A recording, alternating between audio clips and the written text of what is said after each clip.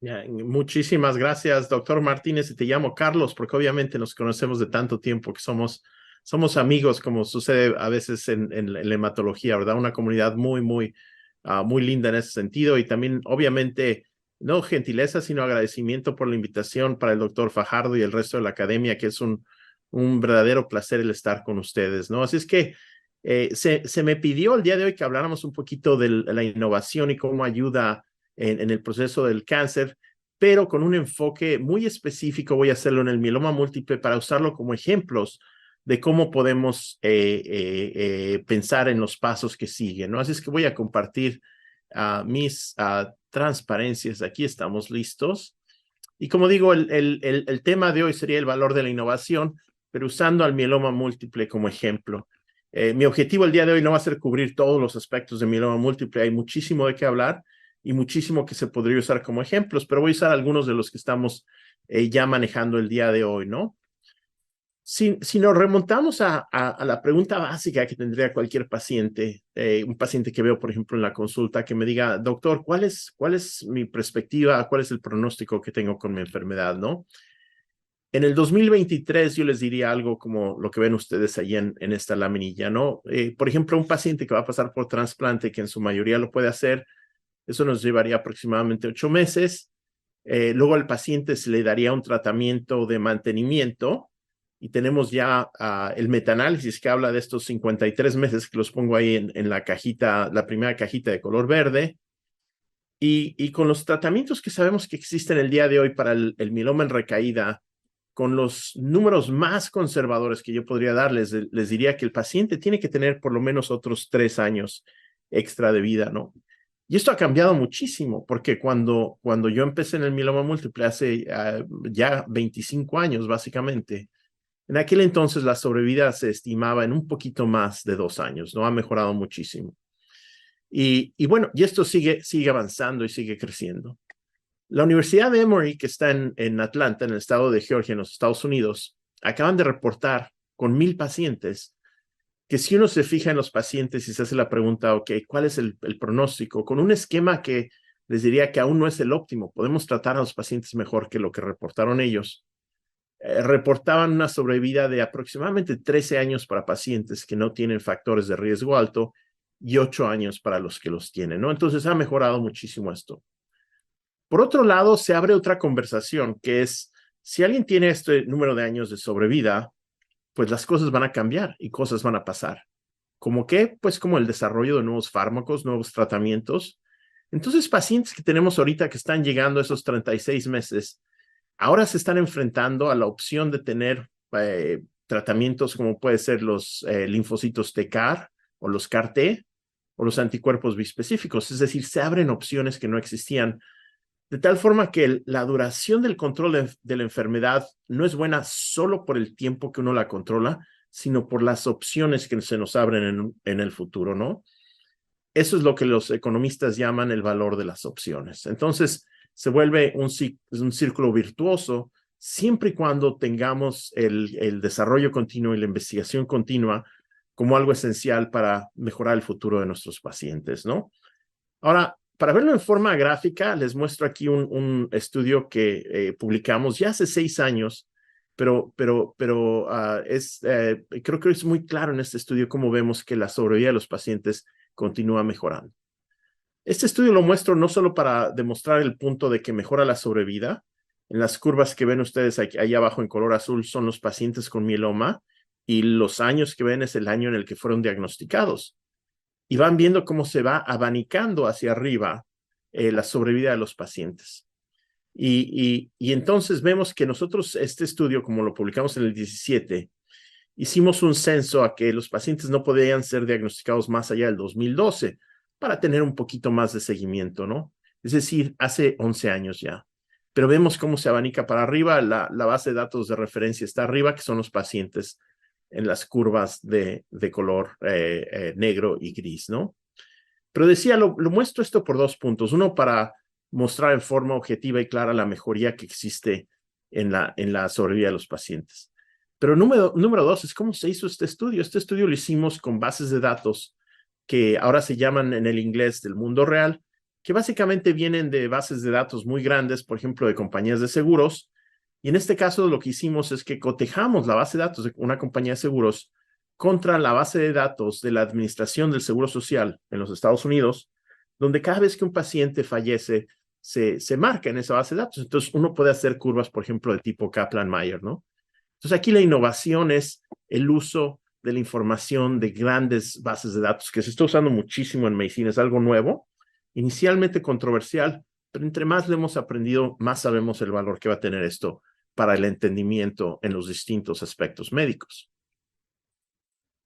Ahora hablemos de otras innovaciones en el mieloma. Nosotros sabemos que el mieloma se caracteriza por tener la biología que nos permite decir con certeza que es el cáncer que tiene los mejores biomarcadores. En el lado derecho, ustedes ven obviamente que hemos usado los biomarcadores como la electroforesis de proteína o las cadenas livianas libres por muchos años, por décadas. Es decir, el aspecto proteómico se ha usado por décadas en la parte clínica con resultados inmediatos y con implicaciones contundentes para el manejo de los pacientes.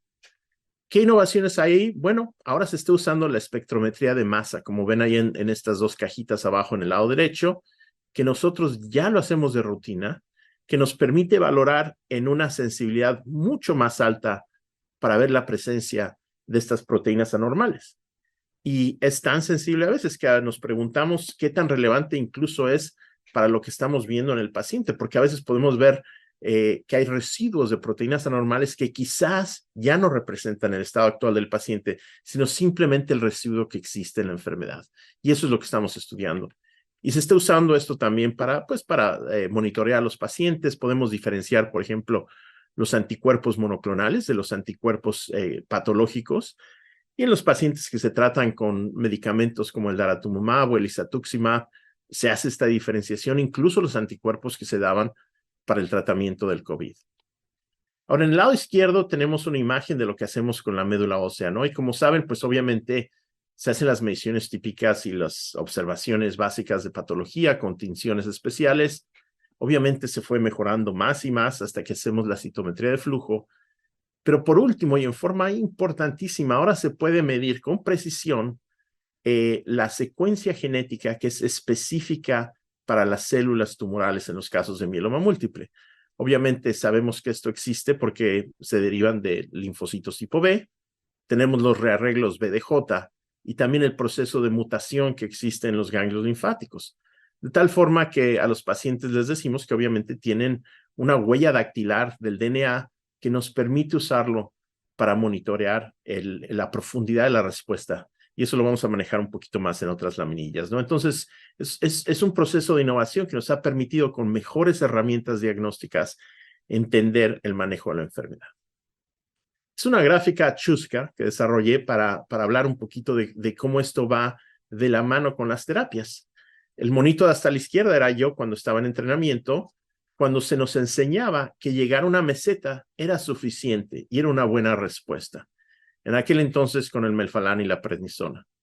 Pero poco a poco, conforme fuimos desarrollando mejores tratamientos, nos vamos moviendo hasta el lado derecho y eventualmente al lado más moderno, en el que podemos medir con precisión y en gran parte por el desarrollo de estas técnicas de laboratorio, la presencia o no de enfermedad mínima residual, ¿no? Así es que es la evolución que hemos tenido tanto de los tratamientos como de la medición de la respuesta a la enfermedad, como una válvula o una guía para saber que estamos en el camino correcto para el tratamiento óptimo del paciente, ¿no?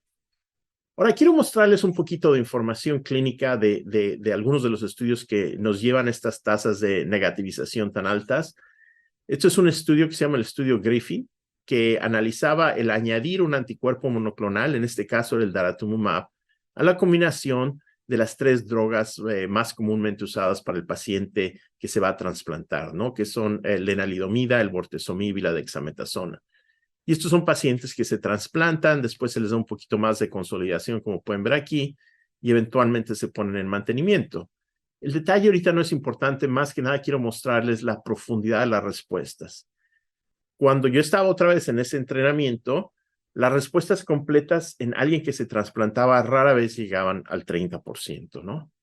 Y ahora esto es lo que vemos. En este ensayo clínico se reporta que con el uso de los 4 medicamentos que ven aquí en el lado izquierdo, la enfermedad residual negativa, es decir, la tasa de enfermedad residual negativa a un umbral de 10 a la menos 5, era del 64% de los pacientes, con respuestas completas de casi del 80%. O sea que es un salto mayúsculo, ¿no?, en la capacidad de controlar la enfermedad. Mientras con 3 drogas, que la mayoría de la gente son adecuadas, vemos que la negativización es de tan solo el 30%, ¿no? Entonces nos lleva el paso a decir, el añadir anticuerpos anti-CD38 se convierte ya en esencial para el manejo de la enfermedad de primera línea. Y ahí obviamente ya no desgloso lo demás, la primera línea simplemente es con la intención del tratamiento, ¿no? Otro ensayo clínico que también aborda esto de la innovación es este estudio que se llama el MASTER.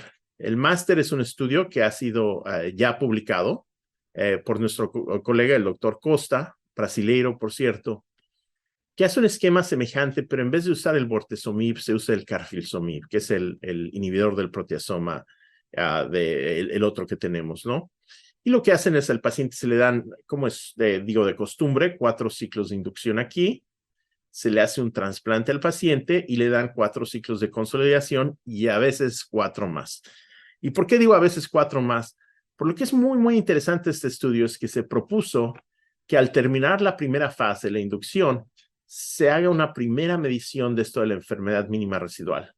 Después del trasplante se hace una segunda, después de 4 consolidaciones, 4 ciclos se vuelve a hacer y después de otros 4 se vuelve a hacer. Y lo que decidieron es que si un paciente llega a tener en 2 mediciones consecutivas negativización de esta enfermedad mínima residual, podemos, por primera vez en un ensayo clínico, parar el tratamiento. Esto de cuando la gente habla de las necesidades médicas no resueltas, una de las más grandes que tenemos en el mieloma múltiple es que tenemos muy buenos medicamentos, muy buenas drogas, pero sería ideal el poder tratar a un paciente y parar, no tener que llevarlos a muy largo plazo, ¿no? Lo cual es obviamente muy, muy, muy interesante. Ahora, en este estudio, esto es una gráfica un poquito llena, mucha información, pero quiero nada más mostrar un par de cosas. Esta es la tasa de mejor respuesta con medición de enfermedad mínima residual, como decíamos, ¿no? En la parte superior, en color rojo, son a un umbral de 10 a la menos 5, en la parte inferior 10 a la menos 6. Y como pueden ver ahí tenemos celdas, son 4 secciones, que son todos los pacientes, aquellos pacientes en la segunda columna que no tienen ninguna anormalidad de alto riesgo, la tercera columna es de 1 y la cuarta son 2 o más. Y dentro de cada una de estas celdillas vemos que lo que se reporta aquí es después de la inducción, después del trasplante y después de este proceso de consolidación de acuerdo a la enfermedad mínima residual. Aquí les muestro lo siguiente, me voy a enfocar nada más en la primera columna. Como pueden ver, al momento de mejor respuesta, si usamos un umbral de 10 a la menos 5, esto es ya post-trasplante, se llega al 80%. Y si usamos el umbral de 10 a la menos 6, es del 66%. Es decir, los resultados son muy, muy buenos. Si acaso lo único que vemos es que no son tan buenos, aquí en el lado derecho hasta abajo, en aquellos pacientes que tienen enfermedad de muy alto riesgo, todavía tenemos que encontrar mejores soluciones para eso. Entonces, estos son los números que les reporto post-trasplante, ¿no? Pero tenemos todavía más información. Este estudio que ya se ha presentado por primera vez es el HD7, es un estudio del grupo alemán, que es una pregunta muy similar. En este caso, lo que hacen es que cambian, en vez de usar el daratumumab, se usa el isatuximab como parte de la combinación para la inducción. Y es un estudio que llevará tiempo para que se reporte, pero el objetivo primario aquí es valorar la enfermedad mínima residual después de este proceso de inducción. Es un estudio grande, 662 pacientes. Como pueden ver, y afortunadamente, tiene una segunda randomización aquí que nos permitirá hacer las preguntas en más detalle en un futuro, pero lo que queremos ver es qué porcentaje de pacientes llegan a tener negativización, hago el énfasis aquí, antes del trasplante. Y los resultados que se reportaron son espectaculares, se reportaron en el ASH, como digo, hace un par de años, que son que para los pacientes que recibían la combinación que incluía el isatuximab, se llevaba esta tasa al 50%. Entonces uno empieza a imaginarse y se le antoja pensar que obviamente con el trasplante va a subir y después con tratamiento post-trasplante también los resultados tendrán que ser mejor, ¿no? Entonces es algo muy, muy, emocionante pensar en que quizás nos estamos aproximando a un mundo en el que los tratamientos del mieloma a lo mejor van a ser cercanos a lo que ya estamos viendo en el linfoma. Y me atrevo a decir que yo ya creo que hay un porcentaje de pacientes, aún por ser definido, que van a llegar a estas respuestas y van a ser tan buenas que serán duraderas. Ya lo sabemos de antes, que hay pacientes que a veces se tratan y que llevan una vida básicamente normal, sin recaída en la enfermedad y eventualmente terminando su vida por otras razones. Pero lo que quisiera ver yo es que se lo podamos decir eso ya a un porcentaje más alto de los pacientes que son diagnosticados y que obviamente pues tendrían la esperanza aumentada de saber que el mieloma se ha convertido, por lo menos en algunos casos, ya en una enfermedad curable. Ahora, esto de la enfermedad mínima residual lo estoy usando como un tema, de innovación en el día de hoy, importantísimo porque yo creo que va a definir las dos fronteras de lo que tenemos que hacer en la terapia del mieloma múltiple. Por un lado, en el eje Y, es obviamente la profundidad de la respuesta. Aquí ya estábamos hablando de eso, ¿no? ¿Qué tan profundo es el control de la enfermedad con los distintos esquemas que tenemos? Pero por otro lado, y como ya anticipé con el estudio máster que les decía, va a medir la duración de la terapia y esperemos que haya un futuro en el que esta duración sea definida y no en forma simplemente de tratamiento continuo. De tal forma que yo lo llamo un poco como la paz romana, ¿no? Para mí el control de la enfermedad va a ser en forma segura, en forma tolerable para los pacientes, pero llegar con un control que sea permanente y avallazador para todas las células clonales plasmáticas, ¿no? Que tenemos. Ahora, a veces cuando uno habla de la enfermedad mínima residual, uno tiene un poquito de contrapropuesta, decir, mira, esto es muy obvio, al que le va bien, le va a ir bien, ¿no? Y es claro eso. Entonces se dice a veces, bueno, medir la enfermedad mínima residual solo estás midiendo que a los que les va bien, les va a ir bien. Y es cierto, hay biología detrás de esto. Pero aquí pongo una gráfica que uso ejemplos de algunos de los ensayos clínicos, no es exhaustiva, no cubre todos los ensayos clínicos, pero simplemente demuestra lo que ha pasado con el tiempo con la tasa de negativización, ¿no? Aquí eran los esquemas antiguos, como digo, el melfalán y la prednisona o el VAD. Esto era la inducción nada más. En aquel entonces ni siquiera lo medíamos. Entonces le calculé ahí el 30% de los que llegan a respuesta completa, ¿no? Y ahí están todos los esquemas que se usaban, incluso el BRD, aquí lo pongo, ¿no? Ahora, en la segunda línea de color rojo pongo, ¿qué pasa si le añadimos un trasplante? Y como pueden ver, sigue subiendo. Y por último, ¿qué tal si ponemos un trasplante? En este caso es con Dara, es decir, cómo va subiendo. Y ya les mostré previamente el estudio HD7 con el isatuximab y el estudio Castor, ¿no? Que podemos estar llegando probablemente al 80 incluso, y esperemos que pronto un 90% de los pacientes que se negativicen, de tal forma que otra vez nos estamos acercando a terapias más de tipo linfoma. Entonces, esta respuesta diría que sí, la biología importa, pero no es todo, a menos de que la biología esté cambiando en los últimos 15, 20 años, donde ha habido todo este desarrollo de nuevos fármacos, pues no habría otra explicación más que decir que son la capacidad de mejores medicamentos de básicamente inducir respuestas que van a ser mejores para los pacientes, ¿no? Ahora, hay otro concepto que quisiera manejar como innovación. Este concepto otra vez va a las bases de datos del mundo real. Este es un estudio que publicamos hace 3 años que busca lo que se llama en el inglés el attrition. No he encontrado una palabra correspondiente así perfecta en el castellano. La que estoy usando ahorita es desgaste. Y lo que este estudio reporta es que si uno se fija en líneas de tratamiento de los pacientes y se pregunta que de los que terminan la primera línea, ¿cuántos terminan la segunda línea? Uno se da cuenta que hay un desgaste muy importante. Se van perdiendo pacientes. Esto se puede definir en muchas formas. A veces el paciente no requiere más tratamiento, a veces el paciente en algunas bases de datos se pierde, pero también incluye deseo del paciente de no tener más tratamiento, muerte por progresión de la enfermedad o alguna otra complicación. En este estudio, como pueden ver, en la parte superior reportamos 22,000 pacientes, ¿no? Que es parte del poder de estas bases de datos tan grandes. Y en la parte inferior son los pacientes que son candidatos a trasplante. Y lo que ven en el lado derecho, en el extremo derecho, ese porcentaje, es el porcentaje de pacientes que terminan las líneas subsecuentes de tratamiento. Entonces vemos que En forma conservadora diríamos que entre el 25 y a veces hasta el 50% de los pacientes se llegan a perder con estos tratamientos. ¿Qué lecciones podemos sacar de esto? Bueno, una de las primeras y para mí de las más importantes es que uno no puede aseverar que habrá un futuro para a lo mejor el tratamiento en segunda línea. Como lo presento, esto es en la forma siguiente, ¿no? Si yo me parara enfrente de ustedes y les dijera, mira, este esquema de la droga A más la droga B es mejor que la droga A, que bueno, el estudio es positivo, pero alguien en la audiencia podría decir, ok, pero muéstrame que A más B es superior a A seguido por B, lo cual es una pregunta razonable.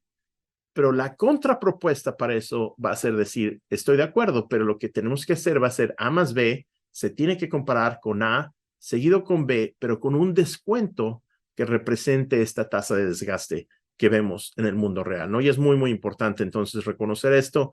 Uso la analogía chusca también de que para el cáncer a veces uno quiere como que, es que yo quiero guardarme una balita para más adelante, la pólvora seca, ¿no? Yo digo, es como la diferencia entre el fútbol y el béisbol. En el fútbol, si uno tiene jugadores buenos, los mete desde el primer partido, no se los guarda para más adelante, ¿no? Mientras que en el béisbol uno sí lo puede hacer, puede tener pitcher relevista para la novena entrada, ¿no?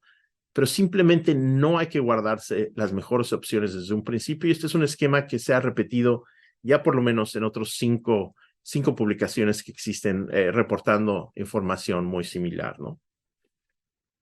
Ahora, en forma empírica hay que ver esto, ¿no? Bueno, me estás diciendo esto tiene lógica, quizás si estás de acuerdo, pero ¿hay alguien que haya demostrado algo así? Hay un estudio canadiense que a mí me parece muy interesante. Lo presentó el doctor Sivag del grupo de Montreal. Hace 3 años ya no se ha publicado. Le pregunté si ya se ha publicado. Me dijo que no se ha publicado. Y lo que hicieron aquí es que para pacientes con mieloma en recaída se preguntaban, mira, tenemos el sistema canadiense y entonces pues las drogas las tiene que pagar el gobierno. ¿Qué hacemos? Les damos 4 drogas. En este caso les daban Dara, Dexa, ciclofosfamida o pomalidomida. O, ¿qué tal que si en vez de darle las 4 drogas les damos 3 y nos guardamos la pomalidomida solo en caso de que el paciente progrese, ¿no? Entonces tiene lógica a primera vista o la hipótesis es económica en decir, vamos a guardarnos el fármaco y no lo usamos a menos de que lo necesitemos, ¿no? Y lo llamo en inglés el estudio canadiense de trata de alcanzarme, ¿no? Y aquí están los resultados. Y simplemente enfocándose en el lado izquierdo es muy claro, es la sobrevida global nunca llega a ser la misma. Los pacientes, obviamente, ¿qué pasa? Se complican, pueden tener una infección, una hospitalización, a veces seguramente deciden ya no recibir más tratamiento, pero vemos claramente que el esquema que era más completo resulta en sobrevida global mejor para estos pacientes, ¿no? Así es que esperemos que haya más estudios de este tipo que confirmen, digamos, el abordaje de no dejar cosas para más adelante. Ahora, este otro estudio también lo apoyo un poquito, es el estudio Casiopea, que se ha presentado obviamente, que es una randomización de 2+2, en el que pacientes elegibles al trasplante se les presentaban 4 opciones basadas en este estudio, ¿no? Podían recibir el anticuerpo antes del trasplante, pero no después, después del trasplante, pero no antes, antes y después, o no recibirlo nunca. Y lo que es muy claro aquí es que los que están en la curva de color rojo son los que nunca lo recibieron. Esta es progresión sobre vía libre de progresión, ¿no? Pero se puede ver claramente que los pacientes les está yendo mejor con mejores tratamientos. Entonces, esto lo resumo yo como digamos, con la frase, más de mejor tratamiento es bueno para el manejo de pacientes con mieloma múltiple. Y me imagino que esto se aplica también a muchos de los otros cánceres, ¿no? Ahora esta gráfica es un poco complicada, pero algunos de ustedes han de estar pensando, bueno, sí, pero ¿qué tal el coste de todo esto y los fármacos y digamos, lo que va a involucrar esto para las aseguradoras, para los sistemas, por ejemplo, del gobierno, para el paciente, ¿no? Nosotros hemos publicado varios estudios de esto, ahí están las referencias para los que lo quieran ir a ver, en el que nos preguntamos lo siguiente, ¿qué vale más, estar en tratamiento y no progresar o parar tratamiento y esperar a que uno progrese y después ya dar tratamiento, ¿no? Entonces llamamos esto el costo de la progresión. En este estudio en particular veíamos el costo en pacientes que son elegibles al trasplante, por eso dice en el título TE, ¿no? Y los números aquí en el lado izquierdo en color negro que dice línea de tratamiento 1, 2, 3 y 4, era el ahorro que existe por año en el que el paciente no progresa. Y lo que veíamos es que se ve muy claramente que los pacientes que están en mantenimiento, por ejemplo, se gasta más en droga, pero se gasta mucho menos en utilización total de gastos de salud porque se disminuyen sobre todo la hospitalización, que vemos aquí en el lado derecho, ¿no? Esto es para los años 2006 al 2012. Como pueden ver aquí, por ejemplo, para la segunda línea es mucho más caro. Y en este caso, en el año 2013 al 2020, van viendo cómo la hospitalización sube mucho el costo, ¿no? Ahora, este estudio es específico para los Estados Unidos. Cada sistema de salud tiene que hacer sus propios estudios, pero no se debe de asumir en forma inicial que el coste de un medicamento por sí mismo no será redituable, incluso cuando son altos, porque simplemente puede haber desplazo de muchos otros gastos que se incurrirían para las compañías de seguros, ¿no? Vamos a hablar de otra innovación. Voy a cambiar aquí. Es el tratamiento de los pacientes que no son candidatos al trasplante. Este es un estudio muy, muy importante. El estudio Maya ha básicamente hecho las pautas para el tratamiento ya de referencia para pacientes con mieloma que no son elegibles al trasplante. Hay varios estudios más, hay estudios similares que se presentarán pronto con el otro anticuerpo, con el isatuximab. Pero lo que se hace aquí es que a los pacientes se les da un esquema que es muy bien tolerado y que es muy efectivo, ¿no? Este es un estudio aleatorio, randomizado, 1:1, en el que se le da a los pacientes la combinación de dara-lenadexa o lenadexa, que es el tratamiento estándar, ¿no? Y como ustedes saben, este estudio fue francamente positivo en cuanto a la sobrevida global. Ya se publicó, aquí está en la revista Lancet Oncology, que se publicó hace 1 año y medio, en el que se ve que a 5 años la sobrevida es de aproximadamente el 66%. Y este tratamiento, para los que no estén familiarizados con estas drogas, les diría que siempre poniendo el preámbulo, que es más fácil decirlo siendo el médico, es en general muy, muy bien tolerado. Los pacientes pueden mantenerse en este tratamiento por años, ¿no? Y será bueno entonces evaluar cuál es el efecto en poblaciones más grandes. De hecho, lo hemos hecho ya con bases de datos del mundo real también. Y lo que se ha visto es que con un esquema así, un paciente de edad avanzada, aún sin trasplante, quizás pueda tener una sobrevida global que se aproxime ya a los 9 o 10 años. Y entonces, para un paciente que vemos ya el día de hoy, que por ejemplo el paciente tenga 74 años, a veces le decíamos antiguamente, bueno, está bien, en buena condición física, a lo mejor se puede trasplantar. Yo creo que ya no es tan indicado, porque estos esquemas permiten que el paciente tenga un control excelente, sin mayor toxicidad y sin la necesidad de empujarlos a un trasplante. Y otra parte de la innovación que quería mostrar es esta gráfica, que demuestra que si uno pone a los pacientes y los divide en este ensayo clínico de acuerdo a qué tan fuertes o qué tan frágiles estaban, lo que se reporta es que obviamente a los que mejor les va son la curva de color verde. Aquí son los que reciben el tratamiento con las 3 drogas y que están fuertes. Pero a los que les va mejor en segundo lugar son aquellos pacientes que están debilitados, que de todas formas reciben las 3 drogas. ¿Y por qué? Porque las pueden recibir, porque los fármacos, este anticuerpo, tanto como el isatuximab, realmente tiene un perfil de tolerancia muy, muy buena, ¿no? Entonces, esto de quizás tratar al paciente de edad más avanzada en una forma más conservadora, con esquemas más sencillitos, quizás no es lo mejor, porque pueden ver aquí que, por ejemplo, a los pacientes que nada más les dan 3 drogas, Lena y Dexa, y estaban fuertes, les va peor que a los que estaban débiles y recibían las 3 drogas, ¿no? Entonces, el tratar de ser bondadosos, pues parece ser que no es lo mejor, y afortunadamente se puede tolerar por cómo están funcionando estos fármacos, ¿no? Y por último, para concluir, quiero darles otro vistazo a 2 cosas más de la innovación, ¿no? Este es un ensayo un estudio que publicamos hace 20 años, básicamente en el 2003. En aquel entonces se identificaron ciertos factores genéticos como determinantes de los distintos pronósticos de los pacientes, ¿no? Fue el primer estudio en el que pusimos a las 2 translocaciones, la 4:14 y la 14:16, con la deleción del 17 como marcadores de alto riesgo, que es algo que permanece hasta el día de hoy. Sin embargo, en aquel entonces estos pacientes, hace 20 años, se trataban con melfalán sobre todo, ¿no? Y en aquel entonces los pacientes que tenían la translocación 11:14, pues parecía que les iba mejor. Tenían un pronóstico más favorable, ¿no? Entonces se consideró en forma inicial que era una translocación más favorable. Pero algo muy curioso pasó. Si ustedes imaginan esta gráfica y ven lo que pasa con el tiempo, la 11:14, como decimos en México, se nos estancó. Y lo que pasó es que todos los demás grupos empezaron a mover hacia un mejor pronóstico. de tal forma que en los reportes más recientes se ha visto que la 11-14 ya es neutral. Incluso en algunas ocasiones se ve con factores de agresividad, ¿no? Entonces, lo que se ha sospechado y se ha visto es que si bien los fármacos nuevos también pueden funcionar contra pacientes que tienen la 11-14, su impacto o su poderío no es tan alto como lo es en otros grupos de pacientes. No voy a manejar todo eso el día de hoy porque es, digo, mucho detalle, pero básicamente se refiere mucho a la morfología de la enfermedad y a las distintas líneas de señalamiento que existen contra la apoptosis, ¿no? Pero, en forma innovadora y muy interesante, se observó que este medicamento que se llama el venetoclax, que es un inhibidor de la proteína BCL2, que se ha usado en otros trastornos hematológicos, en leucemia linfocítica crónica, e incluso en trastornos mieloides también, podía ser muy efectivo en pacientes que tienen la translocación 11-14. Es una molécula que se administra en forma oral, también es muy bien tolerada, y que de hace algunos años le hemos venido utilizando para el tratamiento de pacientes que tienen esta translocación. Por cierto, no lo mencioné, pero es aproximadamente el 15% de los mielomas que tienen esta translocación. Entonces, un medicamento que todavía se está desarrollando, no existe aprobación por la FDA para esto, pero que obviamente tiene unos efectos muy importantes.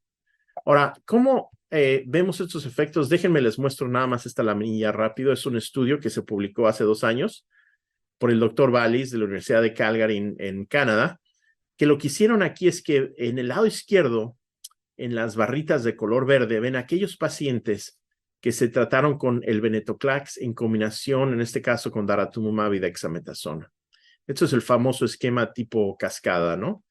Y un esquema tipo cascada es perfecto cuando se asemeja mucho a un cuadrado.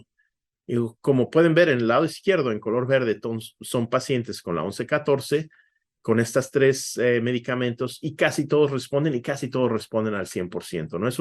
Es una combinación altamente efectiva que, en mi opinión, deberíamos de estar usándola mucho más en pacientes con esta normalidad, ¿no? Por aquí les comparto una forma como hemos sacado esa información y cómo lo hemos traído a la clínica, ¿no? Y como les digo, yo he usado este medicamento en muchos pacientes, pero esto es un caso muy único. Es un paciente que nos vino a ver del estado aledaño, el estado de Nuevo México, aquí vino a Arizona, y fue referido porque tenía enfermedad refractaria primaria. La persona cuando llegó aquí requería transfusiones tanto de glóbulos rojos como de plaquetas, tenía epistaxis constante, y nos llegó aquí en este momento, ¿no? El paciente tenía una IgG de 4,700, esta dependencia de las transfusiones, y se había diagnosticado con leucemia de células plasmáticas primaria. Ahora, aquí arriba pongo una referencia de un estudio que hicimos y publicamos en el 2008 con el doctor Tiedemann, en el que habíamos reportado que en pacientes que tienen leucemia de células plasmáticas primaria, el 71% de ellos tienen la 11-14, ¿no? Y entonces el señor vino aquí, nos vio, y yo le dije, súbase a su coche, venga, lo vemos aquí. Lo vi por primera vez por un método como estos, por telemedicina. Y llegó aquí, entonces le dimos la combinación de daratumumab, venetoclax, carfilzomib y dexametasona. Básicamente salimos con esa combinación porque era muy claro que la persona probablemente moriría pronto. Y lo que ven ahí en la curva de color aquí lila es la respuesta que vimos en cuanto a la medición de su enfermedad mínima residual. La persona entró en una remisión completa, como pueden ver ahí, casi durante el primer mes. Y bueno, le fue súper bien. Obviamente no se requerían transfusiones, no requería plaquetas, etcétera, ¿no? Ahora, aquí están las fechas del tratamiento, de diciembre 9 del 21 hasta abril 7 del 22. ¿Por qué paramos aquí? Paramos porque el paciente dijo, yo ya basta, yo ya no quiero más, ya terminé, me voy de regreso a Nuevo México. Entonces lo tratamos de convencer, pero no pudimos. Y el paciente se fue y vivió en Nuevo México. Entonces una situación inusual, ¿no? Tratamiento corto, un fármaco nuevo, una situación muy refractaria. Y como pueden ver aquí, lo hemos seguido por tiempo. De hecho, ha estado de acuerdo en regresar, que lo veamos. Y la última visita fue en abril de este año, en el que se mantiene, a pesar de un tratamiento muy, muy breve, en una respuesta astringente completa. Entonces, yo creo que habrá que tener esperanza, imaginación y empuje para que este tipo de medicamentos ya se manejen incluso en la primera línea para nuestros pacientes, ¿no? Esta gráfica es un poquito complicada, pero déjenme se las explico cómo estamos pensando un poquito de la 1114. Simplemente otra vez para hablar de este proceso de innovación con nuevos fármacos, ¿no? Primero, estos son los antiguos modelos, ¿no? Antiguamente, como yo les decía, la 1114 se consideraba de mejor pronóstico. Por ejemplo, un paciente que se trasplantaba, que le damos la combinación del VAD, entonces, yo diría, vamos a darle un beneficio de 3. Es arbitrario completamente. Y no hay diferencia entre el 1114 y los otros tipos de mieloma. Pero quizás el trasplante les da más, entonces le pongo un valor de 5, mientras que le pongo un valor de 3 a los otros mielomas. Y por eso veíamos que les iba mejor, ¿no?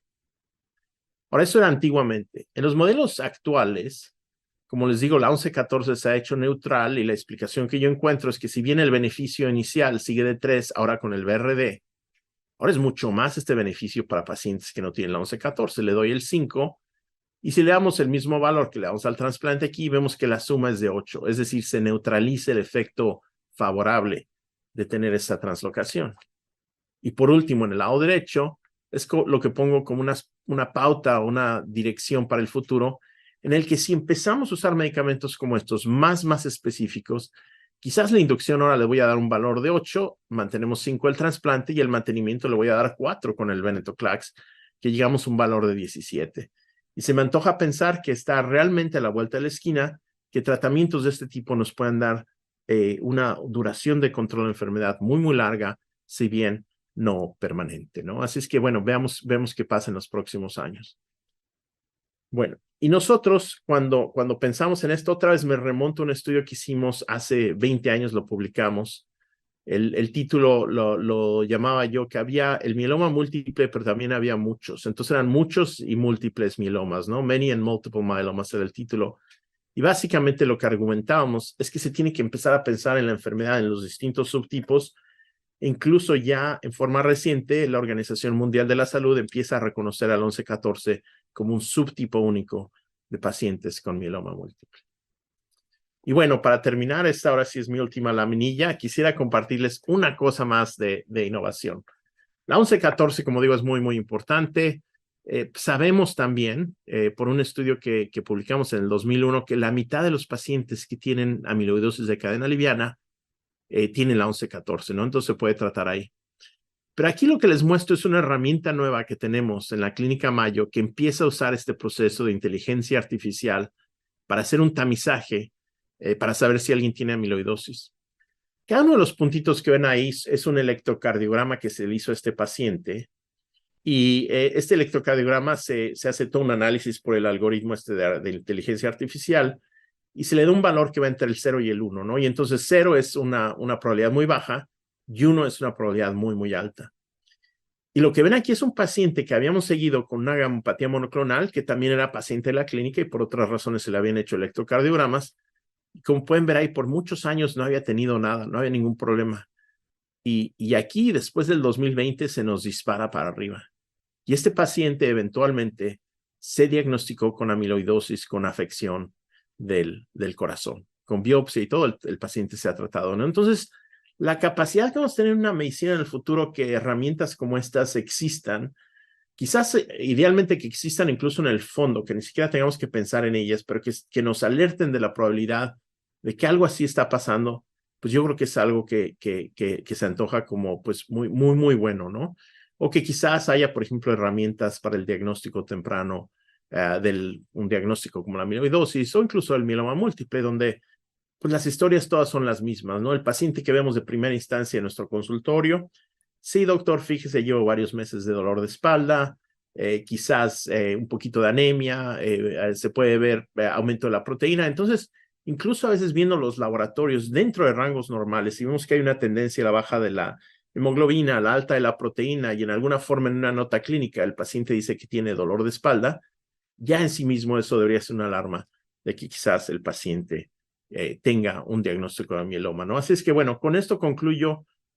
Doctor Martínez y doctor Fajardo, otra vez les agradezco muchísimo su invitación y bueno, encantado de pasar a nuestra sesión de preguntas y respuestas.